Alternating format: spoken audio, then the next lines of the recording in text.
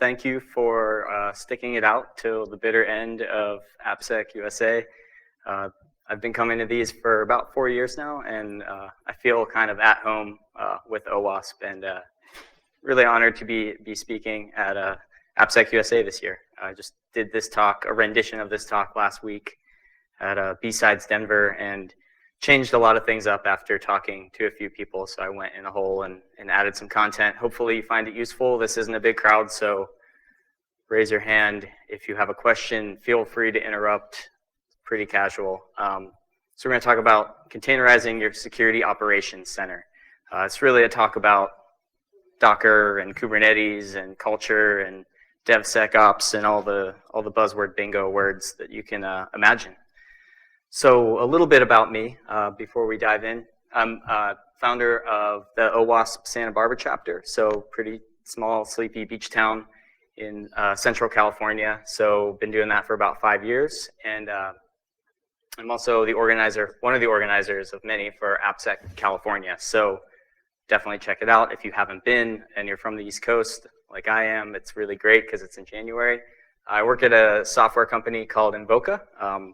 We do call marketing intelligence, and we have a lot of big enterprise customers, so they needed some security help there. So I'm working on the AppSec side of the house. And I did web app pen testing for quite some time. Now I'm kind of flip-flop between offense and defense. And I really like containers, so hence the talk. Quick plug, AppSec California, check it out. It's in Santa Monica on the beach. The venue, like all the talks could be horrible and it would still be an awesome conference because the venue is literally like, that's the view on the right from there. And you get to hang out with that crew, that motley crew on the left, and because winter on the East Coast. It's no fun. So back to regularly scheduled programming. So I had a different beginning to this talk last week, but after coming to this conference, at the end of every conference, I feel like I always have these security confessions I need to make. This is from Jim Manico, basically. This is one of his favorite lines if you've ever attended his training. This is a time for healing where we actually confess things in the security space that we should just talk about in private. So what are your employees saying about your security program? Think about it. I think that if you put this blank there, then you never know. So is it security as a service? Maybe. That's what you think about yourself and your program. Is it security as a magic unicorn? Probably not, but you could think that if you want. What they might be saying is security is a bottleneck. Security as a black hole. Things just never exit when they enter the security team. Security as a no machine. This is kind of classic security, saying no to everything. Security as a hot potato. I think maybe I coined this term, I'm not sure, but I feel like this sometimes where it's only the person's problem, whoever it lands on their desk at that given time, and then everyone else is just free and clear of it. It's not my problem, it's yours. And security as a PDF generator. So this one really hurts me the most. And it's 2016, and we're still literally generating PDFs for people, tossing them over the fence and saying, fix things. We talk about DevSecOps and really integrating with our ops teams and our development teams, but it's hard work. So it's true, we're all understaffed. I've talked to a bunch of people the past few days. Everyone wants another employee in security, hard to find, hard to pay for, and we're over budget. I don't even really have a budget, but I know I'm over it just by existing. And we're all too busy. So can we actually DevSecOps our way out of these problems? Maybe. I have a few tools and a few recommendations that can put some more power into your hands as a security practitioner to hopefully get us to a better place. So I'm going to start with a quick story. This is LeVar Burton. I'm going to leave him up here for a second, laying in a pile of books. So I'm on a small team. It's just me right now. I have some liaisons around, and we'll talk about that later. And I always look for, this one person I like to call the SecCurious dev who, in my case, watched Mr. Robot, great show, came up to me the next day. They wanted to learn all the things about hacking, and they wanted to play with the tools and use them and really learn. So this is like a really golden opportunity for me to bring this person on as my liaison and my helper and my second set of eyes over in the dev side of the house. So I tell the developer, go download Metasploit like any good security engineer would. Go grab Metasploit and see what you can do. Start hacking on things. So this is where the challenge comes in. This is a new developer just out of college. So that night, Google's how do I download Metasploit? What is it? Goes to, you can't see it there, but this is evilsocket.net, which I think is an awesome domain. Goes there, and he's on a Mac, obviously, so he's going to download Metasploit. Let's just start real quick. We'll go through the step-by-step playbook on how to get Metasploit installed on your local machine. So put yourself in the shoes of a developer who doesn't deal with this stuff at all. So number one, Xcode, easy. We go to the terminal, install it. Number two, we're going to check out our Java version. Obviously, everybody's Java version is completely out of whack, so he had to reinstall it and update Java. 20 minutes later, we're installing Homebrew, but he uses Mac ports, and then he's on ZSH, so it's saying go change something in your bash profile. Keep in mind, this guy doesn't really know much about the operating system itself. And then install dependencies. So you need a full-blown Postgres database to run Metasploit. That kind of sucks. So he gets it, he installs it, fires it up, didn't initialize. So our developers like to play World of Warcraft. This guy goes back to that. You basically just ruined your golden ticket to bringing in AppSecUSA dev onto your team because of awful Metasploit installation steps. That's a huge bummer.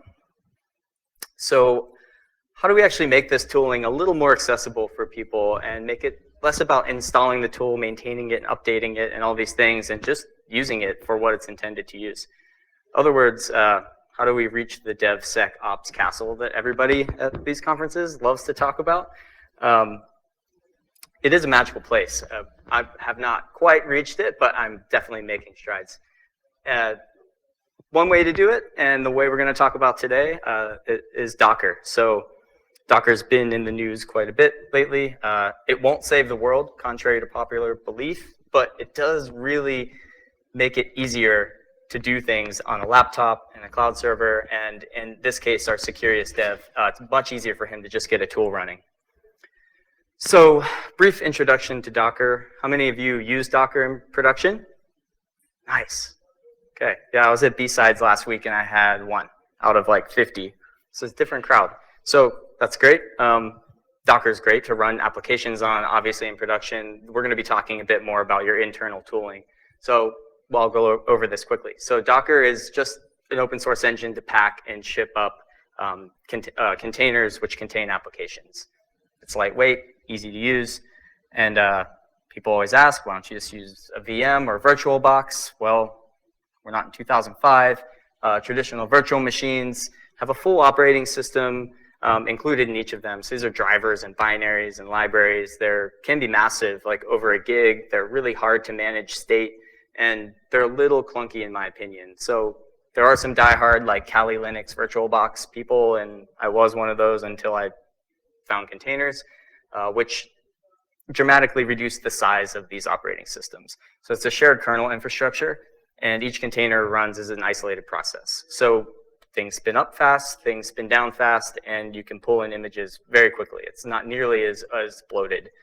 But it's not magic. A lot of these things and these concepts in Docker have been around for a long time. A lot of people like to think Docker is this magical thing. It's basically namespaces, C groups, or control groups, and things like that based off of traditional Docker or Linux controls. All it does is provide a user-friendly API to spin up, spin down images and containers. So images use layers as speed and efficiency, and we'll look at that in a little bit. And the nice part for my use case as a security engineer, I can build this once, ship it all over. So I can run it on my local machine, I can run it on a bare metal server, I can run it on an Arduino probably. As long as Docker's on there, it'll run and it'll be consistent. So batteries are included when you ship up a container. Everything's included, all the dependencies. As long as you wrote your app right to run on Docker, it should just run, given you have Docker installed. So what about a developer who really just wanted to run Metasploit and do a tutorial? It's very easy now. He clicks a button on the Docker site and does a Docker run command. It can't get much easier than that. So now he's actually running Metasploit, can go use some online tutorials. This works really well in like a training scenario when you're at a conference and you need people to just spin up a tool pretty quickly. So briefly, we'll look at the Docker file just to show that it's not magic. Each line here really creates a layer for the most part. So from at the top, these are you're importing another Docker image. This one's called Linux consult/Kali. So this is from Docker Hub. Many of you know this already. So as you go down, you have your maintainer and environment, and you're adding a file called init.sh, bringing it over into the container you're building, and you're running a couple simple commands: apt-get update, install, and then you actually run the init.sh bash script, which is right here. And if you've used Metasploit, this is like, level 1 MSF update, MSF console, gets everything running. So what could go wrong with just blindly pulling images onto your local machine? Sounds bad to me. It sounds like we're going back in time, actually. There's been some recent news. This is, I think, like a year ago. Like 30% of official Docker images from the Docker Hub have, high priority security vulnerabilities. So people are building even official images out there on operating systems that have known vulnerabilities. So I'd recommend you always inspect your Docker file. And if you're doing this in a production sense, you should probably have a hand in writing it yourself. There's some really interesting tools in the space that are coming out. Claire Key, I think is how you pronounce it, and Encore. Encore is a local Santa Barbara company. They're pretty awesome, and I stole this screenshot from them. So this is the official Nginx image from Docker Hub, and you can't see it there, but I think there's 8 high vulnerabilities just chilling on Nginx. It's pretty awesome. So this Encore.io will tell you from Docker Hub publicly, they do basically CVE scans on and deconstruct Docker images to scan them. So it's a very useful tool if you're going to pull something from the Docker repo. So security is definitely catching on to this. Like Zap has a Docker file. I have some Docker files out there. Cuckoo, which is a malware analysis tool, and OWASP from the Wazoo community. This is like this crazy Elasticsearch and OSSec implementation in a Docker container. Definitely check that out. We're running that in production. It's pretty awesome. So Docker Run, yeah, it's fine. It's useful on your local machine, but it's still kind of a toy app. You can't deploy it out there and really get to the DevSecOps part of this for others to use. So this is where Kubernetes comes into play. And I'll do one more poll of the audience. Who has used Kubernetes in here? Me? Who's heard of it? Anybody? Has anybody not heard of it? Cool. Okay. So Kubernetes came from Borg, which is Google's container orchestration infrastructure they've been using for 10 years. They know a thing or two about containers, and this is the open source, freely available version of that. I'm sure it's much different. And this talk will go into Kubernetes in great detail. So if you have questions along the way, just feel free to interrupt. I had a little help from a Google Cloud Security architect help me build these slides out. So hopefully they're as accurate as possible. So we're going to talk about a gentle introduction. So this is a shipping ships, which is a pretty good analogy for Kubernetes. Basically, you have this huge thing, this huge ship that was just taking containers, orchestrating them, scheduling them, figuring out what to do, and basically hauling your infrastructure into production. And Kubernetes is just an open source platform. So it's built for deployment and scaling and the orchestration of containers. So you have a Docker container, you need to get it out onto a server somewhere, a virtual machine somewhere to actually run so people can use it. And you can't always just like SSH to a box and do Docker run or Docker compose. So Kubernetes helps out a lot with that. It's pretty portable. You can run it on Google's cloud infrastructure, which I'm sure they would love for you to do. You can run it on AWS. It's where we're running it in production. You could run it on bare metal even. And they just came out pretty recently with Minikube, which is, it runs on your local machine. That's like the hello world of Kubernetes. It's pretty useful. everything's API driven in Kubernetes, so you can make it fit whatever your pipeline is. There is really just one API you have to deal with, and you can script around it for days. We have a ton of customization in our Kubernetes cluster, and I think everybody does. So it's pretty useful in that respect. And it's scalable, so you can go from one container up, the sky's the limit. So, and it'll handle all of that scaling up, auto scaling up and down of nodes and containers. So there are others. Kubernetes is what I'm most familiar with. I can't really speak to the others in great detail. Docker Swarm and Mesos Marathon and ECS is Amazon's. I've heard a lot of people that are using Amazon's container service here. I'm sure they're all great. I just don't know them in depth. And Google built Kubernetes, so they know a thing or two about what they're doing. So this is a disclaimer. I had somebody give me some feedback before. They're like, basically, you don't want to be this hipster and just spin up Kubernetes because people are spinning up Kubernetes for no reason. If your company's invested in containers and container orchestration, sure, it's a really great option. But I don't recommend you just throw it out there because everyone else is doing it, because it's kind of heavyweight and it will take a little bit of time to learn. Docker Compose works really well for apps that don't really have to scale or have any kind of any load balancing and things like that. So get your Docker situation figured out first, and then move on to containers. All right, so this is the fun part. So we're going to talk about core concepts of Kubernetes from the ground up. So this is the Manitou Incline. I lived in Colorado Springs for a while at the base of this. It's basically a trail that in less than 1 mile goes 2,000 feet up. And this is what I think learning Kubernetes was to me. At first, it was a little bit overwhelming, but if you just grasp the core concepts and you enjoy YAML, then you'll be good to go. So basic concept number 1, Kubernetes cluster. So Kubernetes relies on clusters. This is at its core. These are just virtual machines that are managed by Kubernetes. There's a master, and then there's nodes. So in this setup here, you have 1 master, 3 nodes. This is like the standard, I want to spin up a cluster. This is kind of how it works. You can scale this out in a high availability situation where you have 3 masters and 21 nodes, whatever. The sky's the limit. And these things all work together as one giant cluster. So you can stop thinking about virtual machines as their own entity. You don't have to manage them individually. Just think about how much CPU and RAM that you have in your cluster. Next is a pod. These are groups of containers that all share networking and storage. So a pod is the smallest deployable unit in a Kubernetes cluster. So you can have a pod that has 1 container running in it, or you can have a pod that has 5 containers running in it. This is what gets scheduled and put onto a node. So you can see here, this is a 3-container pod that has a shared network interface and shared storage. Pretty simple. But you do have to re-architect your kind of way of thinking. It's a little bit like Docker Compose in a sense, but these are self-contained units that all talk to each other. So like I said about YAML before a little bit, so Kubernetes just relies on you writing YAML files, or JSON. I choose YAML, but that's kind of how you can think about being an admin of a Kubernetes cluster.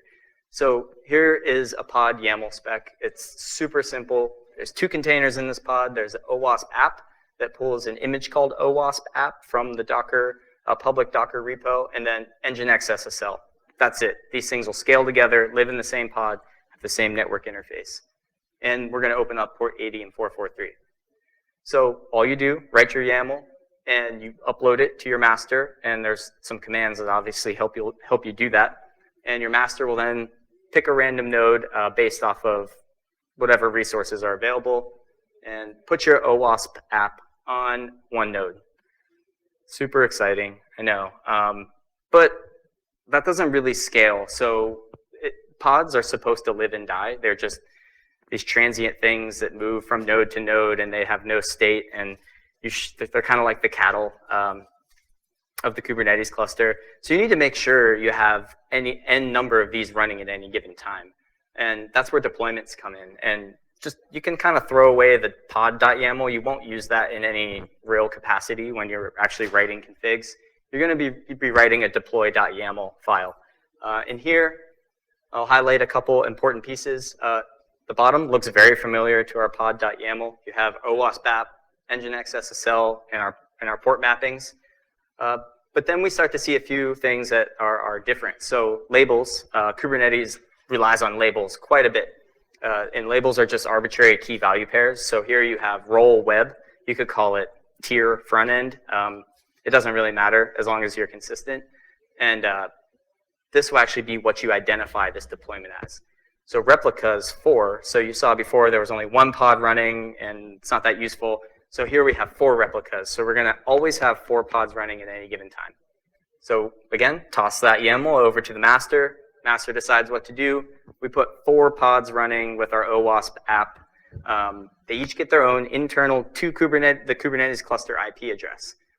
Awesome. So we're scaling out. You know, we're growing, but we need a way for these pods to talk to each other. We need a source of truth. So in comes a service, another really important piece of Kubernetes. This is an abstraction layer. It's not a pod or a container. This is something that Kubernetes uses to enable pod communication. So a service is just that. It just gives you an IP address, a way to address any number of given pods. So these 4 pods, these OWASP apps, now can be addressed with one IP address. So these, we'll call those reporting apps up on the other side, can now talk to the OWASP app with no problem.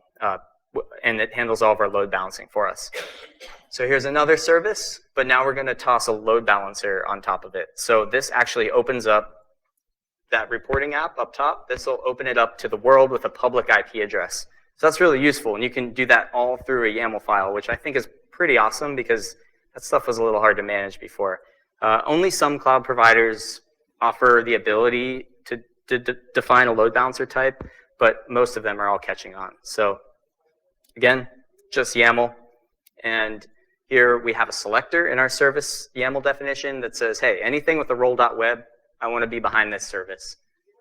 And that's our OWASP app. And it's a type load balancer, so we're actually going to give it that external IP address. And these are ports that we are mapping to the outside world. So port 80 and then port 80 to the container. Super simple. So namespaces, another really useful part of a Kubernetes deployment when you're deploying security tools. These are ways to manage different environments within the same Kubernetes cluster. So a namespace is probably the most simple YAML file, and this makes one called AppSecUSA. So what we do is we have one big Kubernetes cluster with 25, 30 nodes in it, and I have my own little safe security tools namespace that I'm allowed to touch and break and mess with things, and it works really well. It's pretty isolated. So putting it all together, you have your DevOps up in the corner there. They're running kubectl, which is the command line interface for Kubernetes, and that runs over HTTPS, hits the API server, which is on your Kubernetes master, and then there's a few other things, a scheduler and replication controller, that all sits on the master. That's kind of overseeing everything in the node space. So then you have n number of nodes below. This is a 2-node cluster, so kubelet kind of handles the scheduling of pods as it gets the instructions from the API server, and then the pod is born, and it'll go grab an image from any repo that you want it to. And then you have, if you have an external load balancer, then you have a really happy woman on her laptop, just cruising around the internet. So this sounds really good, but what is it secure? I don't know. I didn't think it was at first. Then I dug in, and it turns out Google thought of a few things. So we'll go over those. Keep in mind that this is totally up to you when you deploy this, how you deploy it. You can screw this up pretty bad, and I've seen that happen too. So this is the Kubernetes security model. So anytime you issue a kubectl command, we're talking about authentication, authorization, and what they call admission control. They provide lots of options here, and I'll revisit this in a minute. So number one, the easiest one to knock out is transport security. So the kubectl API typically uses HTTPS by default. It's a self-signed cert on your local machine. This is kind of a no-brainer. Don't worry about the transmission layer of the kubectl command. There's many other things to worry about. So let's move on to authentication. Kubernetes supports, as of 1.3, some of these authentication modules. So we have basic auth, which is still bad. We have OpenID, which is really interesting. You use it from the command line using kubectl. I haven't played with it personally yet, but it seems very promising. Tokens, client cert, and what they call keystore. Or keystone, sorry. You choose your own battle there, however you want your users to authenticate. And you can specify multiple, kind of like SSH, where it'll go down a list and just keep trying each of them. So onto authorization. So every HTTP request has to be authorized. It's just the REST API. So in kubectl, you have different actions: get, list, create, delete, a few others there. But yes, so they all have to be authorized for who you are and who you after you've authenticated. So this is checked against a policy. And in Kubernetes, there are a number of different policies. I'm only going to pull out the ones that you probably need to know about. There's a couple other ones. There's an allow all, or always allow policy. This is like when you're playing around with Kubernetes and you just want to spin it up and not like have to deal with security right away. Maybe you're in an isolated environment. This allows all kubectl commands through. The attribute-based access control, this is a very simple file that you give it attributes and say you're allowed to do this and not allowed to do this. As of 1.2 or 1.3, and they update very often, we're moving towards role-based access control. So this is like where we want to be in the Kubernetes cluster, in the world of Kubernetes, where you have roles and they're defined by an administrator.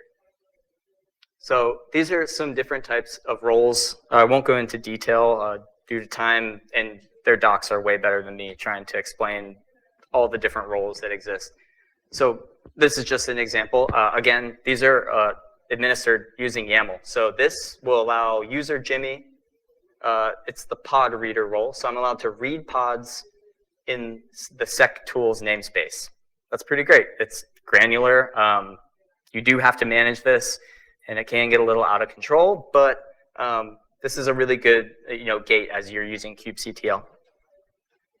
On to admission controllers. This is still kind of like magic to me in Kubernetes. So the request still hasn't been granted yet. It goes through this final check where you're running these admission controller modules, and any incoming request could be modified in this state. So there's some pretty cool things you can do here, like always pull images. So if you create a pod and you call it Nginx, it's always going to go out to Docker Hub or whatever your container repository is to pull it. That's because if you knew in a shared tenant environment, if you knew of another pod that was private and you knew its name, you could pull that because it'll pull from the local node first. So this actually forces a pull from the actual source of truth. It's pretty interesting. Deny escalating exec. This is for privileged containers that you're rolling out in your Kubernetes cluster. This will actually say you can't use kubectl and you can't exec to this type of container. And resource quota. So this is the one I'm pretty familiar with, where you're saying you only get 1 unit of CPU or you only get X amount of RAM as a pod or a container. So there's secrets as well. I'm going to breeze through this because everybody has their own opinion on secrets, but there's the Kubernetes way, and they have a secret Kubernetes secret object. They're coming out with some really good controls around this object. I think it started a little choppy. It feels kind of weird because you're just base 64 encoding a string and like pushing it up to your Kubernetes cluster. And there weren't as many role-based access controls before, but it's getting better. So secrets can only be accessed by pods in the same namespace. So that's a good control. If I have a production namespace versus a non-production namespace, secrets aren't shared. Secrets are sent to nodes when pods require it. This is a very new feature. I don't know which version. I can't quote all the versions, but that's a good thing. And it's also not written to disk. So when your auditors ask, are you storing secrets on disk, you can say no. And they're now deleted once the pod is removed. So that's pretty sweet. If you don't need if nothing on the node needs it, get rid of the secret. But buyer beware, there are lots of poorly managed Kubernetes clusters out there that just are kubectl, whatever, you can do whatever you want. etcd, you need to protect it because you can literally read all the secrets in a cluster as long as it's plain text in etcd. So if you're on master, you're in big trouble. And don't forget what OWASP has taught us to not do bad things with our code and write secrets out to logs and hard code secrets places. So Kubernetes is not going to help you if you have bad security practices. And anyone with root on any node, and I think this may have changed the past month, but you could impersonate the kubelet, which sits on each node, and read secrets. So if you had access to the node via SSH, you Docker exec into the kubelet, you can read secrets. So yeah, be careful with that. Talk to some people about Vault. I'm pretty sold on Vault. Getting it integrated with Kubernetes, that's your own journey. I know it's coming in a much more, you guys are super excited about Vault, I see. Yeah, it's good stuff. I mean, API-driven secrets, it's got all the right things in place. But do what you will. I don't have any expert recommendations right now in Kubernetes other than this somewhat haggard thing I found on GitHub.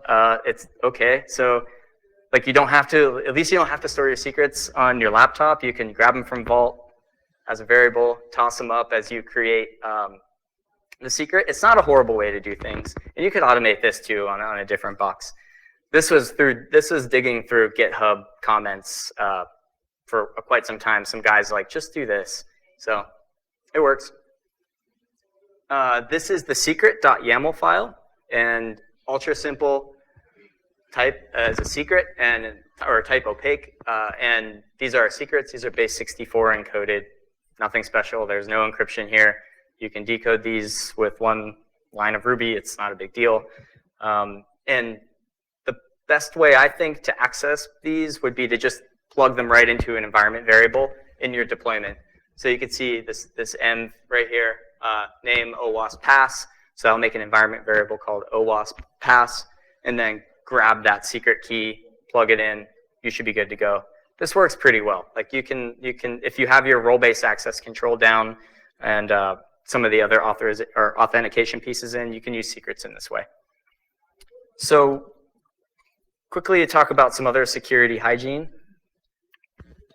In Kubernetes, you want to be very careful with SSH to your nodes. You don't want full reign of everybody just SSHing to your nodes because it's just Docker. They can go in and look at anything that's going on in there, even especially the multi-tenant, multi-namespace environment. And only use trusted images. I'm sure people have been preaching that for a bit now, but yeah, just don't pull blindly. And apply updates to your Kubernetes cluster. They make it easy. There's just a drain you can use that'll just pull off all the running pods. You update. 1.4 is the most recent, latest and greatest. It's pretty awesome. And then you can just bring your node back up.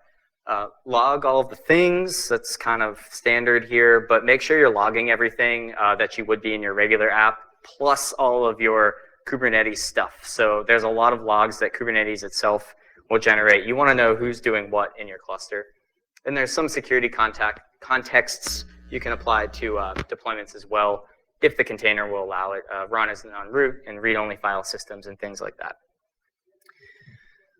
So with that, I'm going to go over, it's not a live demo. I took screenshots just because, but this is all done on a 2-node cluster in GCE running the latest Kubernetes 1.4, which the upgrade path was not as straightforward as I was hoping on GCE, but it worked. We're here.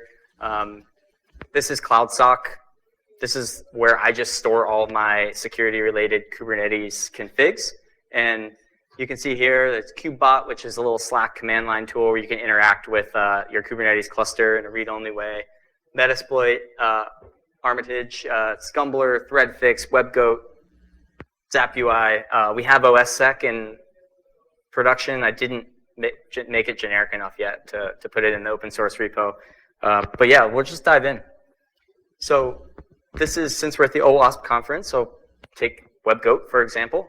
This is a WebGoat deployment. WebGoat, for those of you that don't know, is an intentionally vulnerable web application that OWASP has had forever. And it's pretty awesome. It's a great training tool. We use it at our company to teach developers about all the things. So I wanted to put that in Kubernetes so it's running, has a domain name. I can scale it up if 50 developers want to hack on it, scale it back down if not.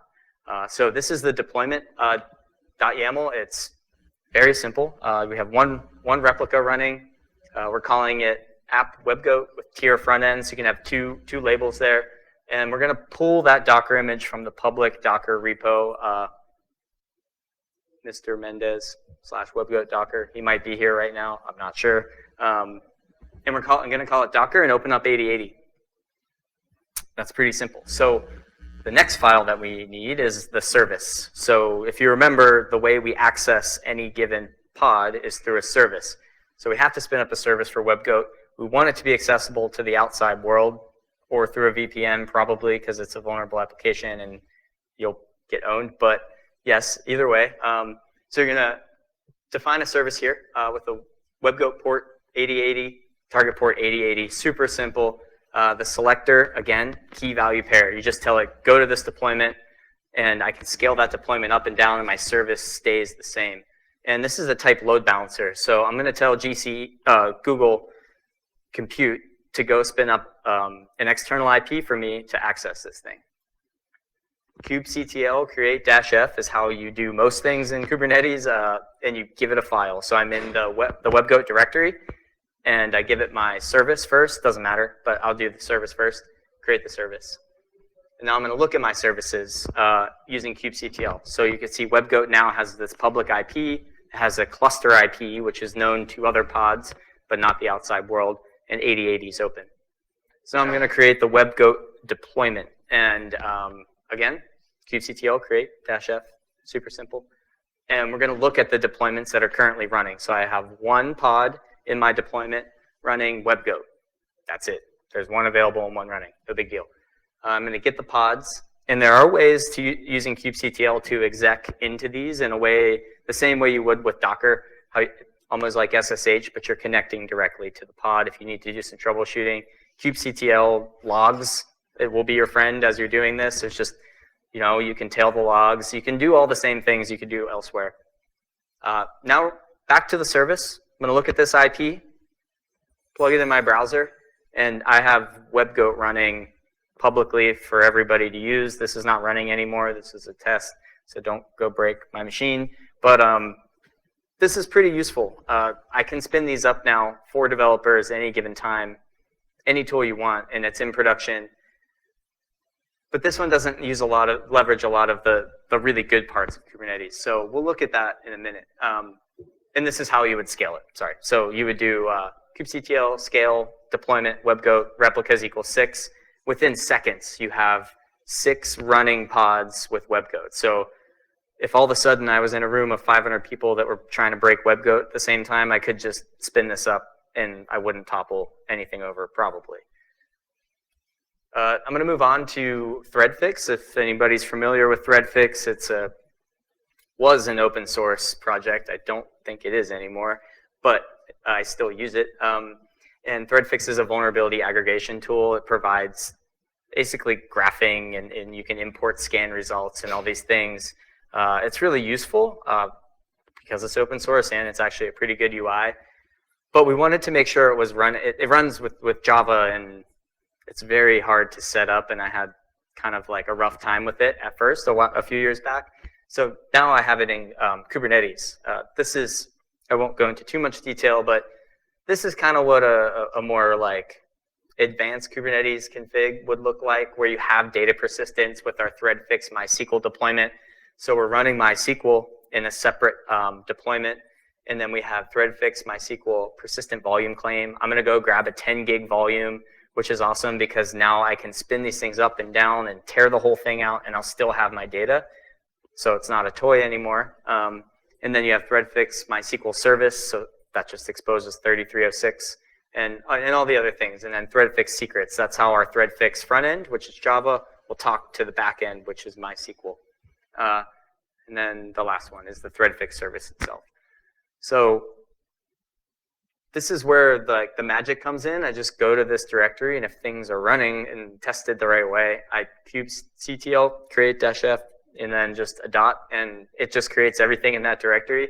And I literally have a running thread fix with persistent database, MySQL, 10 gig volume, scalable, all the things you would expect out of a production security tool are kind of just ready to go. And I think that's pretty magical compared to dealing with Java and MySQL and XML, which is like all thread fixes. And so this makes it very easy for me.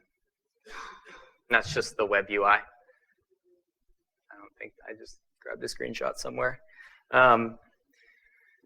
So in short, Kubernetes has really offered me and us at our company a way to deploy security tools at scale in a production-like environment. It doesn't have to be Kubernetes. It doesn't have to be Docker even, but this is just one way I figured I'd share how we were doing things, and it's become very useful because I don't have to maintain any chef cookbooks. I don't have to deal with really SSHing to a server anymore. It's pretty amazing.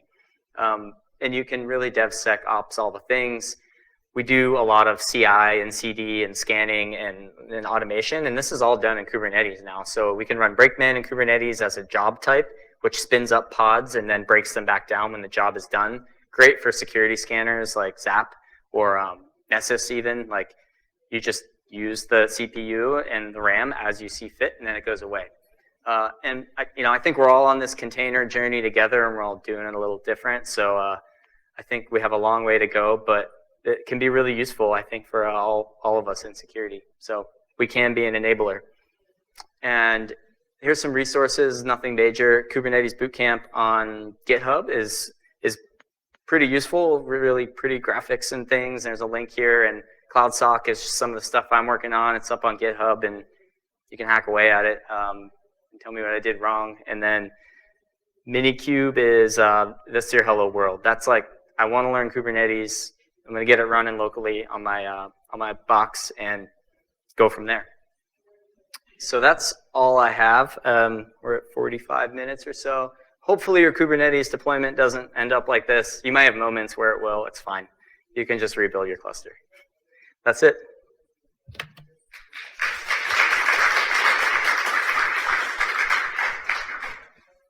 Questions? What's up? Suggestions for how to maintain sort of gold images, your core trusted images? Yeah. So that is something we do with a private repository right now, and our app builds from base every time. So we're actually going to be using Encore shortly to write tests that will disallow anything that's not from that golden private repository. That's maintained by the operations team, and then dev can do kind of whatever because we know that has been a tested and vetted base image. And Encore, we had an in-depth demo last week, and it's come a long way where it can run all those tests for you and actually do active blocking in your Jenkins builds if somebody tries to throw something in an image. So that's what I would do.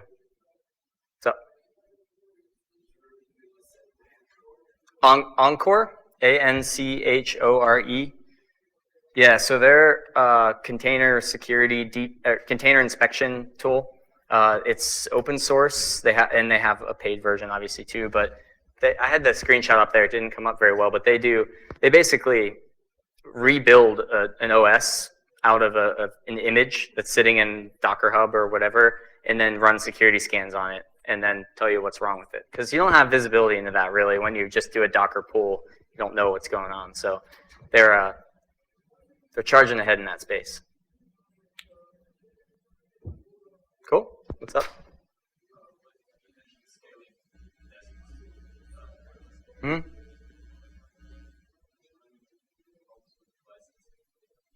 Oh, yes. Yeah, so Nessus might not be a great example. You should probably talk to your Nessus or Tenable representative, and they can tell you what you should and shouldn't do. We did use OpenVAS before, which is open source, obviously.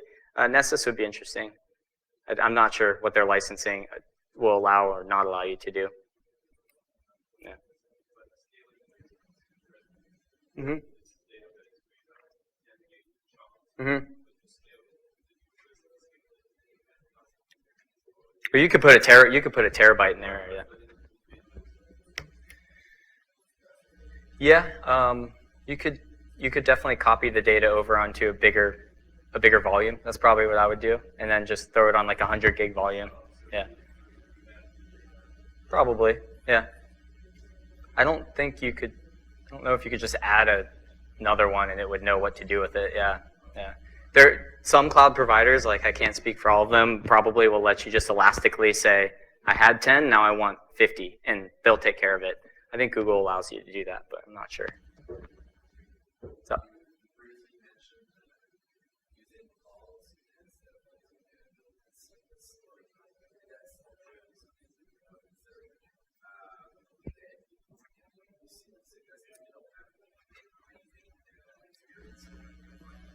Mm-hmm.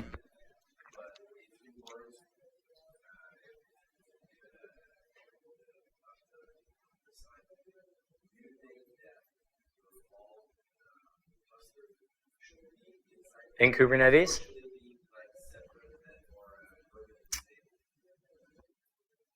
I think most people start with a mix of virtual machines and instances and Kubernetes, so they both need to talk to Vault. We don't have Vault in Kubernetes, and I'm not sure we have a plan. I don't know if we'll do that, because I think we'll always have some service outside of Kubernetes that will need to talk to Vault. It's kind of separately managed in its own thing. But if you were starting from scratch, there's no reason why you couldn't run it in Kubernetes proper. Yeah. Everybody's got their own like weird setup at this point. It's just hybrid. Cool. All right. Well, if that's it, thanks everyone for coming and sticking around. I appreciate it.